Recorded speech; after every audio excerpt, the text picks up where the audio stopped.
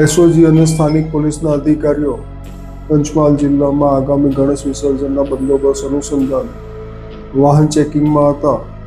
દરમિયાન ગઈકાલના રોજ ખાનગી બાતમી હકીકત મળતા પોલીસ ઇન્સ્પેક્ટર જેવી પટેલ અને એસઓજીના police sub inspector Shri Gohil અને તેમની ટીમો સાથે એક બોલેરો વાહનમાં નાર્કોટિક્સ પદાર્થ લઈને નીકળનાર છે, જે આધારે અભરામના ચોકડી પાસે વોચ કરતા સદર વાહન આવતા ચેક કરતા સદર વાહનમાંથી પ્લાસ્ટિકના કુલ 90 જેટલા ઠેલામાં કેપ્સિકમ મરચાં ભરેલા જણાઈ આવેલ.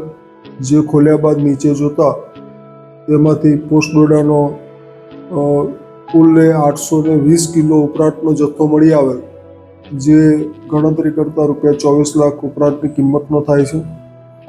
જે બાબતે FSLની કાર્યવાહી અને વિગતવારનું જે કાયદેસરની કાર્યવાહી કરી અને સદર બોલેરો વાહનના ચાલક અને તેની સાથેના ઇસમ વિરુદ્ધમાં NDPS એક્ટ હેઠળ ગુનો નોંધવામાં આવેલ છે અને આગળની વધુ તપાસ ચાલુ છે. જથ્થો હાલમાં મધ્યપ્રદેશથી રાજસ્થાનના સાચોર તરફ લઈ જતા હોવાનું જણાઈ આવેલ છે, પરંતુ તપાસના અંતે ખરેખર શું હતું એ વિગત જાણવા મળી છે.